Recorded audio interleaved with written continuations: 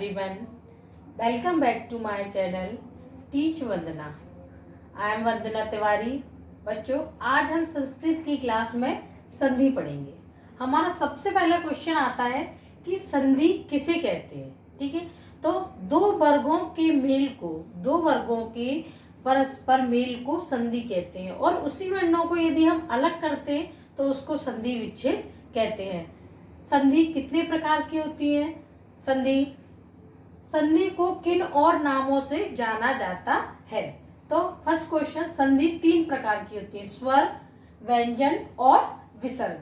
स्वर संधि में हम स्वरों को जोड़ते हैं. दो स्वरों को जोड़ने पर संधि और दो स्वरों को तोड़ने पर संधि विच्छेद होता है. और स्वर संधि को अच संधि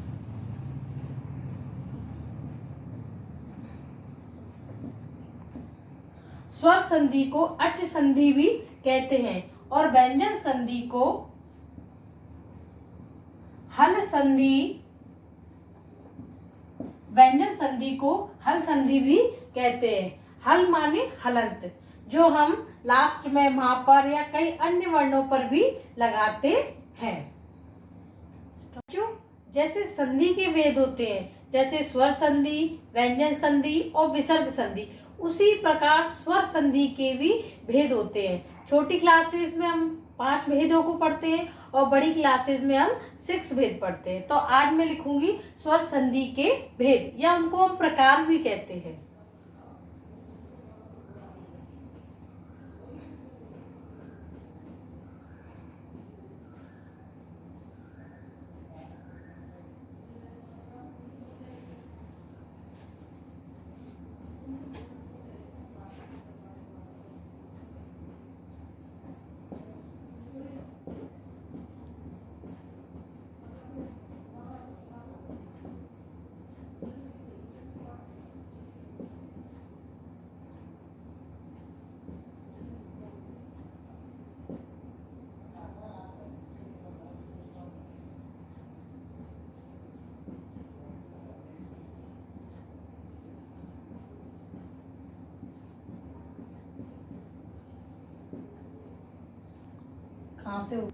दीर्घ स्वर संधि को हम दीर्घ स्वर संधि भी पढ़ सकते हैं और दीर्घ संधि भी पढ़ते हैं. उसी प्रकार गुण संधि या गुण स्वर संधि, वृद्धि संधि या वृद्धि स्वर संधि, यण स्वर संधि.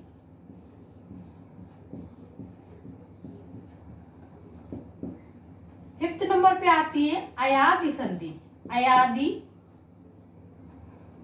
स्वर संधि. और लास्ट है पूर्व रूप स्वर संधि. ये संधि के भेद होते हैं. एक बार मैं दोबारा से रिपीट कर रही हूं इनको. दीर्घ स्वर संधि, गुण स्वर संधि, वृद्धि स्वर संधि, यण स्वर संधि, अयादि स्वर संधि और पूर्व रूप स्वर संधि. तो आज सबसे पहले स्वर संधि के भेद पढ़ रहे हैं. तो स्वर संधि के 6 भेद बताए गए हैं. मैंने बोला था कि किसी क्लास में, छोटी क्लासेस में, I mean 6th 7th में आपको अयादि संधि तक सिखाया जाता है और 8th 9th 10th में आपको पूर्व रूप स्वर संधि तक सिखाया जाता है. तो आज हम पढ़ेंगे दीर्घ स्वर संधि. बच्चों, जैसे हमने स्वर संधि के 6 भेद पढ़े, दीर्घ संधि, गुण संधि, वृद्धि संधि, अयादि संधि, यण संधि और पूर्व रूप संधि. अब हम उनको एक एक करके डिफाइन करेंगे. सबसे पहले आता है दीर्घ स्वर संधि. अब दीर्घ, पहले तो हम दीर्घ का अर्थ जान लें. दीर्घ का अर्थ होता है बड़ा. जब कोई भी छोटी और बड़ी या बड़ी और बड़ी चीज मिलती है तो वो जब बाद में मिलेगी तो क्या बन जाएगा? दीर्घ स्वर बन जाएगा. अब इसकी डेफिनेशन पढ़िए कि ह्रस्व या दीर्घ. ह्रस्व का अर्थ होता है छोटा और दीर्घ का अर्थ होता है बड़ा. जब ह्रस्व या दीर्घ आ, ई, उ, री के बाद ह्रस्व या दीर्घ यानी कि छोटा या बड़ा समान स्वर आए तो दोनों के स्थान पर आ, ई, उ और री हो जाता है. जैसे आ प्लस आ बराबर बनेगा बड़ा आ. ठीक है, ये छोटा छोटा मिलके बड़ा बना. सेम यही यदि यहाँ पर बड़ा आ है और यहाँ पर भी बड़ा है तो भी बड़ा मिलकर भी बड़ा बनेगा। और यदि यहाँ पर छोटा आ है और यहाँ पर बड़ा है तो भी इधर आके, यानी कि जब हम संधि को जोड़ेंगे, संधि को मिलाएंगे तो कौन सा स्वर आना चाहिए? बड़ा स्वर। जैसे ई प्लस ई बराबर बनेगी बड़ी ई। यहाँ पे छोटी है तो भी बड़ी ई बनेगी, बड़ी ई और बड़ी ई होगा तो भी बड़ी बनेगी, बड़ी ई छोटी ई होगा तो भी क्या बनेगा? बड़ी ई। ऊ प्लस ऊ बराबर क्या बनेगा? बड़ा ऊ। समझ गए? ऐसे ही बड़ा ऊ और बड़ा ऊ है तो भी बड़ा ऊ बनेगा, छोटा ऊ और बड़ा ऊ है तो भी बड़ा ऊ बनेगा। इसका अर्थ है कि जब संधि को जोड़ा जाएगा, जब संधि को मिलान किया जाएगा तो हमको बड़ा स्वर चाहिए। क्यों? क्योंकि हम कौन सी संधि पढ़ रहे हैं? दीर्घ संधि। दीर्घ का अर्थ होता है बड़ा। इसमें एक शब्द और आएगा बेटा, री। री री और री को मिलाएंगे बड़ी री। अब आप लोग पूछेंगे बड़ी री कैसे बनती है? ये तो हो गई छोटी और इसमें एक और लगा दिया तो ये हो गई बड़ी री। इसके बाद अब मैं इसके उदाहरण बताऊंगी आपको। देखो बच्चों, अब आप लोगों ने ये टेबल को समझ लिया। अब हम संधि करेंगे, संधि के उदाहरण करेंगे इस टेबल के अनुसार। सबसे पहला हमारा शब्द आ रहा है आ, यानी कि बड़ा आ। तो हम एक एग्जाम्पल लिया हमने, जैसे हमने लिखा है हिमालय। क्या लिखा है? हिमालय। अब एक बात और, जब हम संधि विच्छेद करेंगे तो हम जब दो शब्दों को डिवाइड करेंगे, दो शब्दों को बांटेंगे, तो उनमें हम जो शब्द बोलेंगे वो हमारे करेक्ट होना चाहिए, गलत शब्द नहीं होना चाहिए। यदि वो शब्द भी बोलने में या लिखने में गलत हुए तो वो हमारी संधि गलत मानी जाएगी। अब हमने देखा कि ही से तो नहीं करेंगे क्योंकि यहाँ पे वैसे भी छोटी की मात्रा आ रही है, तो ये यहाँ से डिवाइड नहीं होगी। कहाँ से होगी? माँ से। ठीक। अब आता है माँ से हमने डिवाइड किया, अब ही और माँ लिख लिया। क्यों? हिम प्लस यहाँ से हमने इसको अलग अलग किया। अब आप लोग ये तो जानते होंगे कि कोई भी व्यंजन बिना स्वर की सहायता से नहीं बोले जा सकते। जैसे हम व्यंजन होते हैं का से लेकर ज्ञा तक।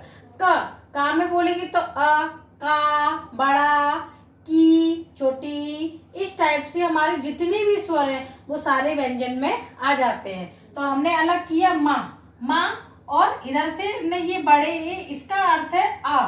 ठीक है, क्योंकि ये बड़े आ की मात्रा लगी है तो लिखेंगे आलय। ठीक है, हिम प्लस आलय। अब ये यहाँ से अपन ने तोड़ना तो सीख लिया, अब इसी को जोड़ेंगे कैसे कि हमारे ये आए। देखिए हमने माँ में आ आया, आ, तो माँ में से हमने आ लिया प्लस बड़ा आ लिया, बराबर बन गया बड़ा। उसी प्रकार संधि जब जोड़ी गई तो क्या बन गया? हिमालय। सेकंड शब्द आता है हमारा जैसे विद्यालय। विद्यालय। अब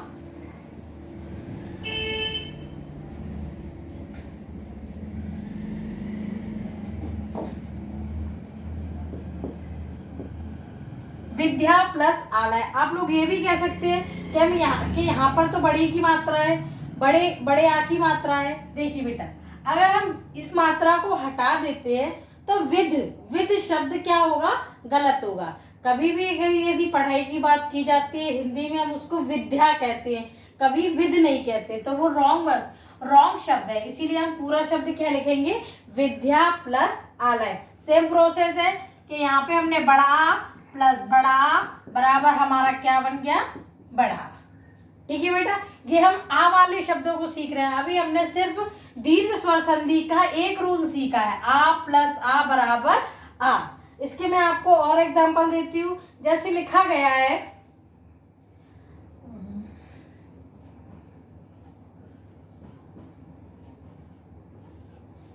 एक बात और, जब हम संधि विच्छेद करेंगे, आप लोग के लिए एक ट्रिक बता दी हूँ।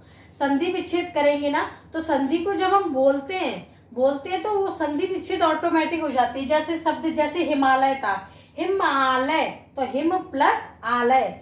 विद्यालय, विद्या प्लस आलय। अब लिखा हुआ दिनांक, तो इसका संधि विच्छेद करेंगे क्या, दिनांक, दिन प्लस अंक।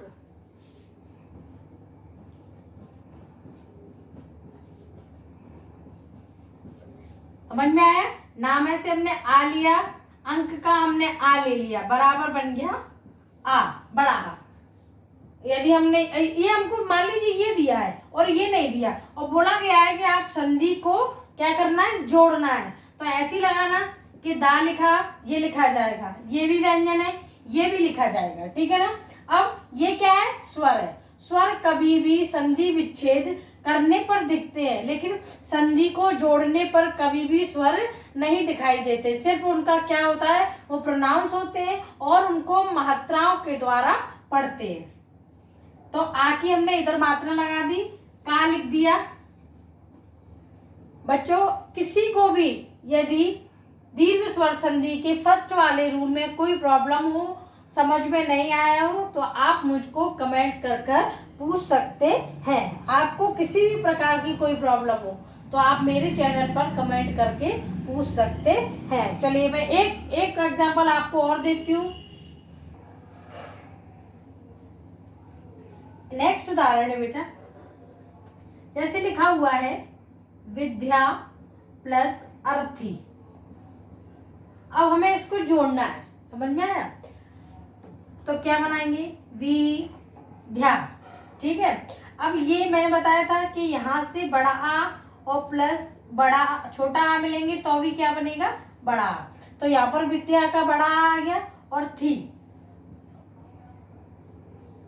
क्योंकि जोड़ने पर आपको जो है स्वर दिखाई नहीं देगा, सिर्फ उसको हम क्या करेंगे, बोल कर बताएंगे कि इसमें बड़े आ की मात्रा लगी हुई है। समझ में आ गया बेटा। अब मैं आपको कुछ एग्जाम्पल देती हूँ जो आपको घर पर सॉल्व करना है। उसमें कुछ भी प्रॉब्लम आए तो आपको मुझसे पूछना है। बच्चों मैं आपको कुछ एग्जाम्पल दे रही हूँ, कुछ उदाहरण दे रही हूँ जो आपको अपने घर पर इनको संधि विच्छेद करना है।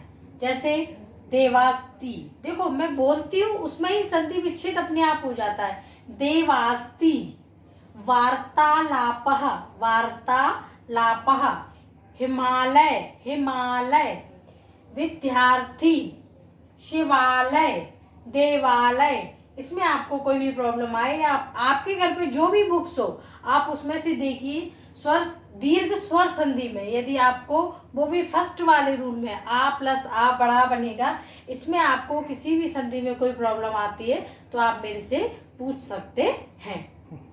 नेक्स्ट वीडियो में बेटा अभी हमने आ वाला रूल पढ़ा यानी कि फर्स्ट वाला रूल पढ़ा है। नेक्स्ट वीडियो में हम ई प्लस ई वाला यानी कि सेकंड वाला रूल पढ़ेंगे। जब तक आप इन सारे ऑप्शंस को, इन सारे एग्जाम्पल को संधि विच्छेद करेंगे और संधि को विच्छेद भी करेंगे और इन्हीं को आपको संधि को बनाना भी है और विच्छेद भी करना है, दोनों ही काम करना है।